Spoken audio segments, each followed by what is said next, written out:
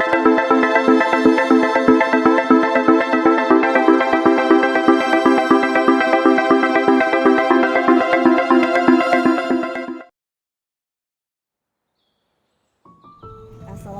warahmatullahi wabarakatuh. Sahabat Vilahku, kita sekarang berada di suatu tempat yang sangat indah. Jadi saya berdiri di depan sahabat Vilah, Ukti Soleha Risma Natiara Sari. Ya, aku adalah sahabatmu yang saat ini sedang berbicara tentang sudut pandang. Sudut pandang dari posisi yang sedang aku tempati. Jadi ketika kita melihat sekeliling kita, di sana banyak sekali kan keindahan dari berbagai aspek apa yang kita lihat, mulai dari warnanya, bentuknya, keindahan yang lainnya, dan kemudian pada saat kita melihat lagi ada warna-warna yang berbeda. Ada warna hijau muda, ada juga warna hijau tua, kemudian ada lagi yang kecoklatan, bahkan ada warna-warna yang merah-merahan misalnya pada saat kita melihat sekeliling kita.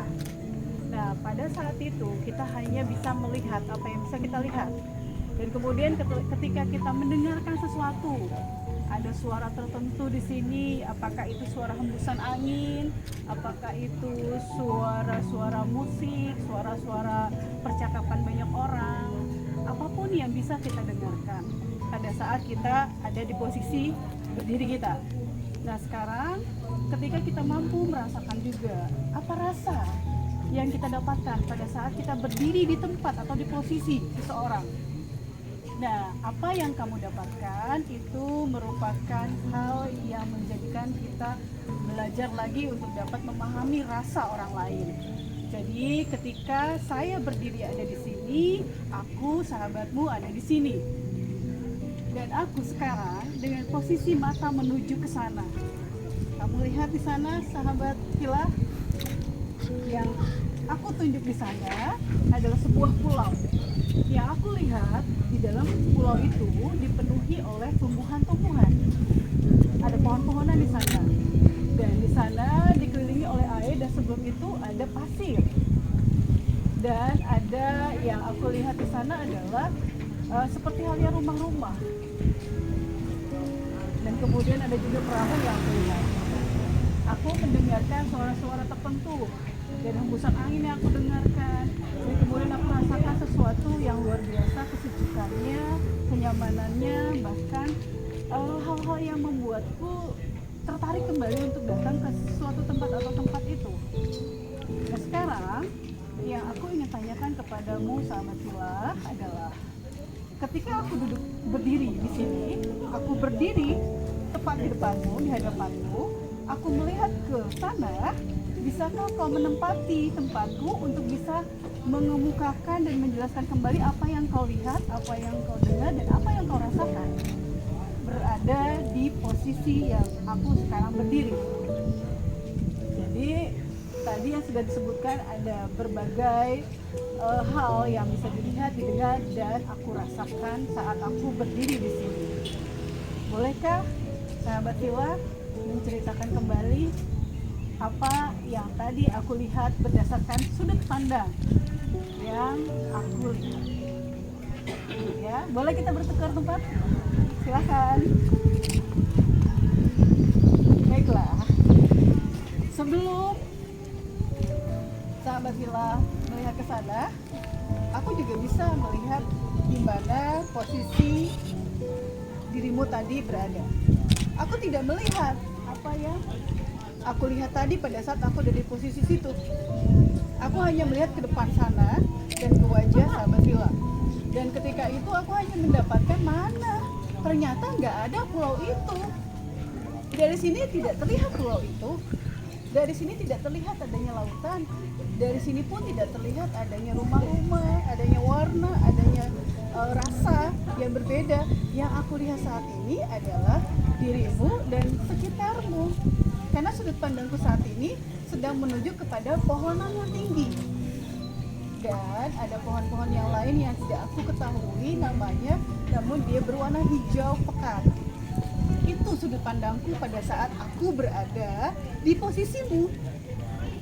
Nah, saat ini aku memberikan kesempatan kepadamu sahabat Villa, Risma Nattiharasari, untuk melihat dari tempat atau posisi awal aku berdiri, dan kemudian tolong diceritakan apa yang kau lihat dengan kacamata yang tadi sudah aku sebutkan. Silakan kau lihat di tempat aku melihat.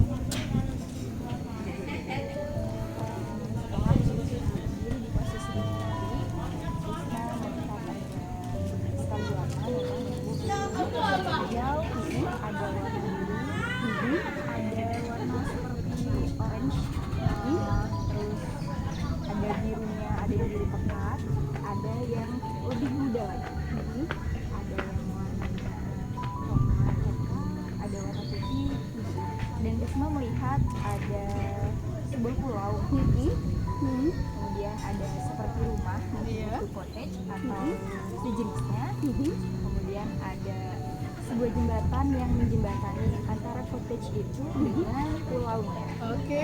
Kemudian di antara pulau dan cottage-nya itu dikelilingi oleh lautan, lautan yang ada perbedaan warnanya. Ada yang sedikit pekat, ada yang lebih muda lagi. Dan di pulaunya itu dikelilingi oleh pasir-pasir seperti yang ibu tadi sebutkan ketika ibu ada di posisi yang Risma tempatkan saat itu. Ya, gitu? Iya. Jadi apa insight-nya yang akan kita sampaikan kepada sahabat Villa yang mendengarkan dan melihat kita sedang berdiskusi ini? Yang pertama adalah tentang sudut pandang. Sahabat Villa, kita sering merasa bahwa sudut pandang kita selalu benar kepada orang lain, sehingga kita memaksakan kehendak kita berdasarkan sudut pandang kita. Kita berkata baik, kita berkata benar, itu berdasarkan sudut pandang kita. Sementara pada saat kita berada di posisi orang tersebut, barulah kita tahu bagaimana sudut pandangnya, gitu. Jadi itu insight yang pertama yang bisa saya ungkapkan. Karena terkadang kita merasakan kita benar, kita merasakan kita bagus, kita hebat, dan kemudian kita merasakan orang lain tidak memahami kita pada saat kita berada pada posisi kita sendiri, pada saat kita merasa bahwa sudut pandang kita itu sudah benar. Nah, ketika kita bertukar posisi seperti tadi yang saya lakukan dengan Risma, itu sudah tentu akan berbeda lagi. Ketika saya berada di posisi Risma, saya melihat yang berbeda lagi. Dan ketika Risma berada di posisi saya, itu juga melihat hal yang sama dengan saya. Yang kedua, insight yang kedua yang akan saya sampaikan adalah ketika kita mau memahami orang lain, pahami dulu posisinya dia. Jadi berdirilah dan melihatlah dari tempatnya berdiri. Melihatlah dari sudut pandang yang tadi orang tersebut rasakan. Itulah yang bisa membuat kita memberikan pemahaman lebih dalam terhadap orang itu. Tentu saja kita merasa, Risma, pada saat ini kok orang lain tidak memahamiku, kok orang lain tidak bisa melihat apa yang aku bisa lihat, karena kita berbeda posisi gitu. Karena kita tidak mendengarkan apa yang dia rasakan dari sudut pandang dia, dari kacamata dia. Tentu saja akhirnya satu sama lain jadi konflik, dan pastinya jelas itu akan terpisah. Kenapa terpisah? Karena satu sama lain merasa, kayaknya aku nggak dipahami deh. Kayaknya sudut pandang dia tuh nggak bisa ke pandanganku. Mungkin dia nggak nyampe gitu. Padahal bukan karena dia nggak sampai. Kita berdiri sejajar, tapi yang kita lihat berbeda. Risma dari sudut pandang Risma melihat ke sana. Terus aku dari sudut pandang aku melihat ke sana. Lalu bagaimana bisa dipertemukan?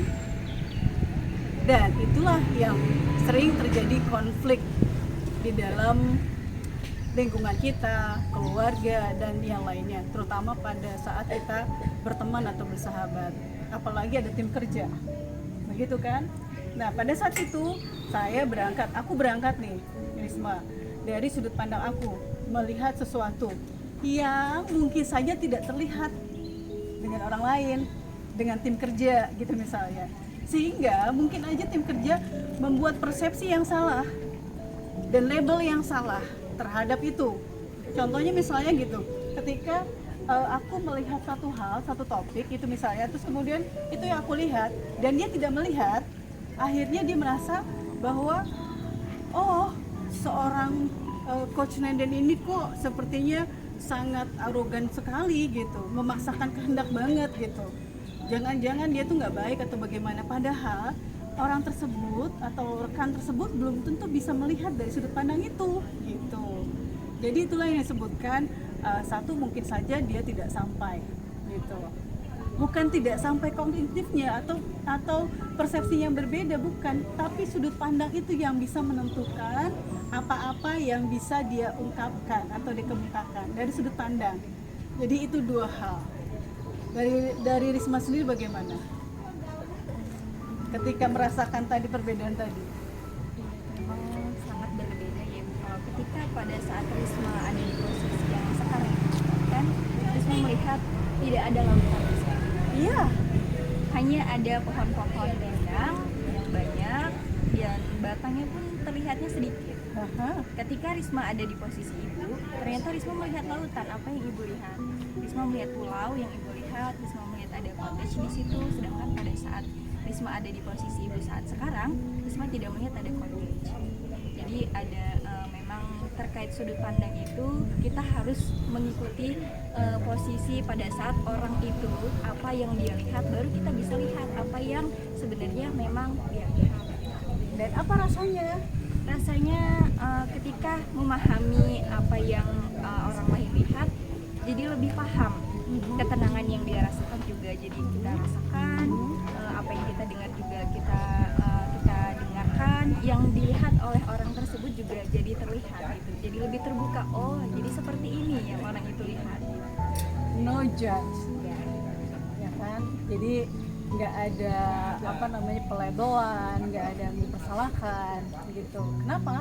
Oh ternyata itu yang dia rasakan gitu. Tapi pada saat kita sangat ego kita yang dikedepankan berdasarkan sudut pandang sendiri, itu yang terjadi adalah konflik dan pasti ada label si A, si B begini. Nah, ketika kita udah paham, masuk di posisi dia, baru kita tahu apa rasanya jadi dia. Apa rasanya jadi dia? Apa rasanya jadi Risma? Apa rasanya jadi Bunda? Jadi Coach Nenden itu apa rasanya? Begitu. Sehingga nggak langsung bilang, wah ini ibu tuh salah atau coach tuh salah, nggak bisa begitu dong gitu misalnya.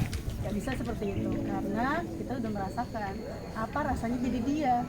Nah ketika kita sudah bisa merasakan apa rasanya jadi dia, barulah kita bisa menganalisa lagi tuh, menganalisa yang orang itu lakukan betul atau salah, karena kita sudah mampu melihat dari sudut pandang dia, kita mampu merasakan kalau jadi dia, barulah kita analisa, menemukan satu kesimpulan.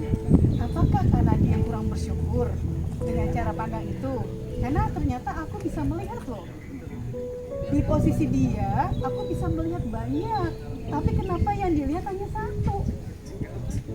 Keburukan misalnya, yang dia lihat hanya pohon yang kering itu, padahal dia bisa melihat yang banyak itu kan. Tuh, sama-sama berdiri di posisi yang sama, melihat yang sama, mendengarkan yang sama, merasakan hal yang sama. Nah, barulah kita bisa menganalisa dan memberikan kesimpulan bahwa ternyata orang tersebut ini bermasalah dengan dirinya, dan itulah yang bisa dilakukan treatment atau memberikan masukan, memberikan solusi yang terbaik untuk orang tersebut, mengingatkan orang tersebut terhadap hal itu. Namun ketika kita belum mampu berdiri di posisi tersebut, no, jangan katakan apapun dan cobalah untuk bisa bersabar memberikan masukan-masukan seperti itu. Gitu. Supaya apa? Tidak salah persepsi.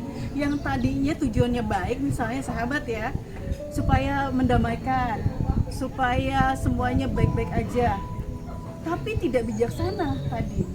Akhirnya apa?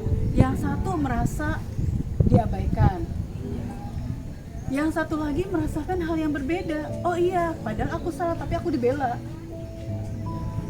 Otomatis yang salah semakin tumbuh kesalahannya, semakin berkembang kesalahannya, sementara dari sudut pandang yang benar dia merasa terabaikan. Dan boleh jadi akhirnya dia tidak akan lagi berbicara tentang hal-hal yang baik gitu. Nah itulah kebijaksanaan akhirnya, sampai pada titik kebijaksanaan ketika kita sudah mampu ada di posisi dia dan mampu merasakan, setelah itu tumbuh analisa dan menyimpulkan, barulah itu nggak salah gitu, insya Allah begitu ya, atas izin Allah itu benar, dan kemudian setelah itu baru kita wisdom gitu, wise untuk menilai, atau kita bukan penilai karena kita bukan hakim di sini. Penilai sesungguhnya adalah Allah Subhanahu wa taala, hakimnya sesungguhnya adalah Allah Subhanahu wa taala.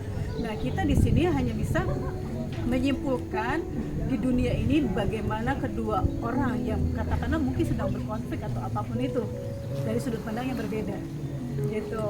Nah, ketika kita menyimpulkan, disitulah wisdom kita, kebijaksanaan kita tumbuh di situ, karena kita mampu ada di posisi dia, ada di posisi dia gitu. Nah, itulah yang sebaik-baiknya cara pandang. Jadi kalau kita analogikan lagi, saya dengan minus saya yang hampir 7 ke 8. Kemudian kacamata ini diberikan ke Risma. Apa yang Risma lihat? Risma banyak melihat benda memang, tapi ketika Risma melihat, Risma merasakan hal yang berbeda. Mungkin ibu merasa lebih nyaman, tapi Risma merasakan sakitnya. Rasa sakitnya. Iya. Bagi aku itu nyaman sekali karena bisa jelas dan terang. Dan tentu aja kalau dibilang ya biasanya pakai kacamata tuh nggak pakai kacamata kan jadi blur semuanya gitu kan, jadi nyaman, terang, terus udah gitu agak modis tambah cantik kan gitu. Ya itu, jadi itulah analogi kedua ya, berdasarkan sudut pandang kita. Jadi saat ini kita bukanlah orang yang berhak untuk memberikan penilaian, menjudge orang atau apapun itu, melabel orang dan lain sebagainya begitu. Dan tidak ada yang lebih baik dibandingkan kita melihat ke dalam diri kita sendiri. Kalau orang lain dengan posisi itu bisa melihat banyak, jadi apa yang salah dengan diriku? Itu yang lebih bagus dibandingkan melihat keluar gitu. Nah, bagaimana pendapat Risma? Ada lagi insight yang lain yang mau diungkapkan? Silakan. Terkait perbedaan sudut pandang itu benar, karena juga nggak setiap orang itu bisa memposisikan ada di posisi orang tersebut, orang yang berbeda. Kadang mungkin dia sudah berusaha untuk ada di posisi orang tersebut, tapi mungkin gagal, atau bahkan dia tidak melihat apa yang dilihat oleh orang tersebut gitu. Mungkin setelah ada di posisi yang sama, dia melihat hal yang berbeda lagi sudut pandangnya. Padahal memang sesungguhnya juga dia sudah berusaha untuk ada di posisi yang sama. Setiap orang juga memang untuk memposisikan ada di sudut pandang orang yang lain itu tidak semuanya bisa. Tidak semuanya bisa. Lalu apa yang Risma rasakan setelah Risma bertukar ini? Risma jadi lebih paham tentang apa? Iya, Risma malah lebih tahu apa yang dirasakan, apa yang dilihat gitu. Jadi ketika misal ada perbedaan pendapat gitu, Risma mencoba untuk menyamakan, untuk mengambil posisi yang orang itu pandang gitu dari pendapat yang dia ungkapkan. Jadi Risma lebih paham, oh jadi orang itu bisa menyebutkan pendapatnya seperti itu karena dia melihat seperti ini. Jadi lebih toleransinya pun juga lebih ada gitu dalam diri kita sendiri gitu, untuk memahami apa yang orang lain itu paham. Oke, sekarang kita sama-sama berdua, kita sama-sama melihat dari sudut pandang yang sama. Tuh, sudut pandang yang sama. Jadi kita sama-sama punya dua mata, kita melihat hal yang sama di sana. Kita melihat ada pulau, ada tanamannya, ada pohon-pohonannya, terus seperti tadi ada jembatan juga. Setuju? Setuju. Terus dikelilingi oleh air yang ada di pulau itu, ada pasir-pasirnya juga. Setuju itu? Setuju, Bu. Setuju. Itulah kenapa ketika kita menyamakan persepsi, sudut pandang kita, cara pandang kita, maka kita akan baik-baik saja. Betul, setuju. Setuju. Nah, itulah kenapa akhirnya konflik itu bisa diminimalisir ketika kita bisa memberikan pemahaman pada sudut pandang yang sama gitu. Jadi ya udah, kalau misalnya contohnya kita belum menyamakan persepsi nih, belum menyamakan sudut pandang. Risma, aku nggak ngelihat deh di situ ada apa namanya pasir putih. Nah, Risma bisa tunjukkan itu loh. Itu loh yang harusnya kamu lihat. Nah, disitulah seorang coach juga memberikan latihan kepada coachingnya untuk dapat melihat dari sudut pandang yang berbeda. Bagian mana yang pada saat ada masalah itu jadi gelap sama dia nggak terlihat. Nah, si coach coba deh kamu lihat ke sana. Jangan-jangan itu sudut pandang kamu aja yang salah. Sudut pandang yang mana? Yang di sini, yang seharusnya kamu lihat tuh bukan pohon-pohon yang kering itu, tapi yang kamu lihat sebelah sana. Cobalah lihat di sana. Kalau kamu menyelesaikan studi kamu lihatnya di mana? Setelah itu di jembatan itu apa yang kamu lihat? Indah nggak di sana? Akhirnya apa? Dia nggak fokus lagi pada kesulitannya. Pada saat dia menempuh ujian, pada saat dia skripsi misalnya, pada saat ada dosennya killer. Tapi yang dia lihat adalah setelah itu sudut pandang dia kemana? Itulah seorang coach untuk melatih coachingnya seperti itu. Asik kan? Asik. Kalau sama-sama ngelihat dari sudut pandang ini, dunia damai. Amin. Insya Allah. Jadi itulah pesannya, sahabat Villa. Pesan-pesan yang luar biasa yang apapun yang tadi Anda dengarkan itu yang pernah saya alami dan saya rasakan terhadap ini semua. Ketika kita ada di posisi seseorang, itulah yang membuat kita jauh lebih bijaksana gitu ya. Jadi tidak ada yang namanya menjudge, tidak ada yang namanya melabel ataupun mempersalahkan ketika kita betul-betul berada di posisi dia. Nah, sahabat Villa, inilah cara pandang, sudut pandang, persepsi yang kalau tidak diberikan pemahaman itu akan membahayakan kita semua, apalagi sesama rekan kerja atau tim kerja. Karena satu sama lain sibuk menunjuk kesalahan kepada orang lain, bukan sibuk kembali kepada dirinya sendiri.